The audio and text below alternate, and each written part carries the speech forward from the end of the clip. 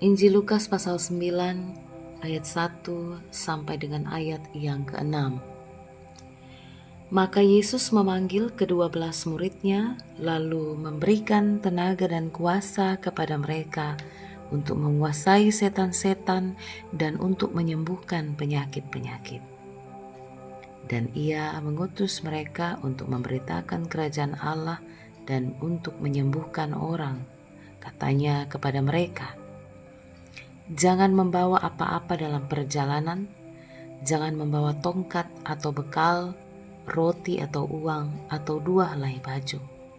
Dan apabila kamu sudah diterima dalam suatu rumah, tinggallah di situ sampai kamu berangkat dari situ. Dan kalau ada orang yang tidak mau menerima kamu, keluarlah dari kota mereka dan kebaskanlah debunya dari kakimu sebagai peringatan terhadap mereka. Lalu pergilah mereka dan mereka mengelilingi segala desa sambil memberitakan Injil dan menyembuhkan orang sakit di segala tempat." Kita telah membaca Injil Lukas pasal 9 ayat 1 sampai dengan ayat yang ke-6. Dan kita akan merenungkannya sesuai dengan ayat yang ketiga sampai dengan ayat yang ke-5.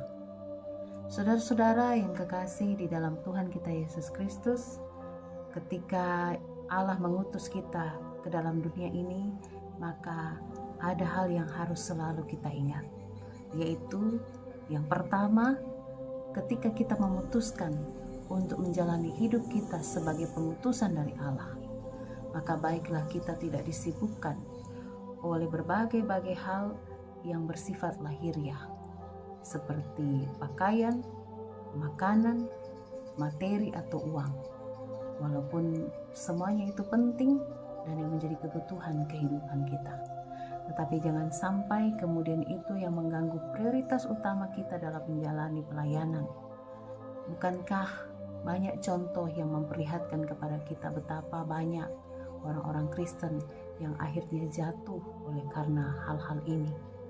Maka biarlah kita kembali pada fokus utama kita dan selalu percaya bahwa Allah memelihara dan akan selalu memelihara umatnya yang tetap setia pada fokus memberi diri dan tugas pengutusan ke dalam dunia ini dalam berbagai bentuk-bentuk profesi, bahkan dalam segala keadaan kehidupan. Yang kedua adalah seberapa besar penerimaan dan penghargaan orang terhadap pelayanan kita juga menjadi hal yang harus kita ingat. Itu ketika orang tidak menerima kita atau tidak merespon kita dengan baik, maka itu tidak membuat kita menjadi lemah dan putus asa. Sebaliknya, ketika banyak pujian, banyak penerimaan, banyak sanjungan yang kemudian kita terima karena pelayanan ini, maka tidak juga membuat kita lalai, lengah, dan lupa.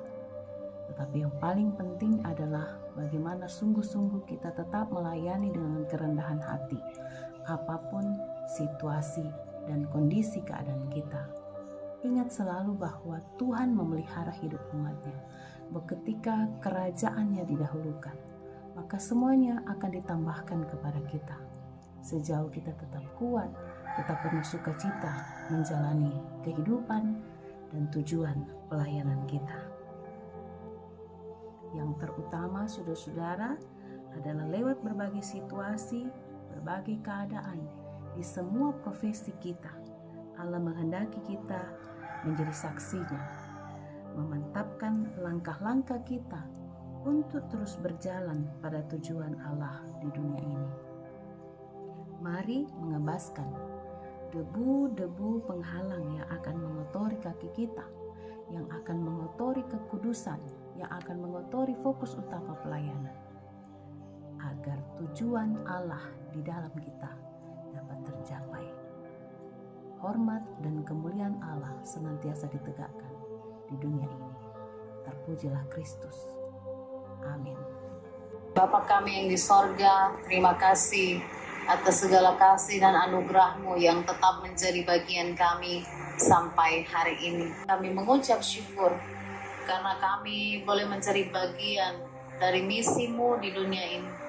Lewat kami, Engkau mau dan Engkau menghendaki kerajaan-Mu ditegakkan di dunia ini. berita keselamatan, karya besar penebusan yang Kau kerjakan dalam diri Yesus Kristus terjangkau bagi semua. Dalam segala tugas tanggung jawab yang kami jalani dalam dunia ini, Engkau menghendaki kami menjadi alat kesaksian. Namun ya Tuhan, seringkali kami lupa akan tugas tanggung jawab ini, dan seringkali fokus kami teralihkan. Prioritas kami untuk terus setia melayani dan hidup dalam ketaatan kepadamu teralihkan oleh berbagai-bagai hal, khususnya hal-hal duniawi. Kami sering memikirkan hal-hal lahiriah dan seringkali lebih terfokus pada apa kata orang tentang pelayanan kami. Tidak jarang kami menjadi lemah, bahkan kami menjadi pongah ketika kami mendengar sanjungan pada pelayanan kami. Ya Tuhan, malam hari ini kami memohon kiranya kami senantiasa tetap kuat dan teguh, sehingga apapun segala keadaan yang kami hadapi dalam pelayanan, kami tidak gentar dan kami tidak mudah jatuh karena berbagai-bagai hal ini.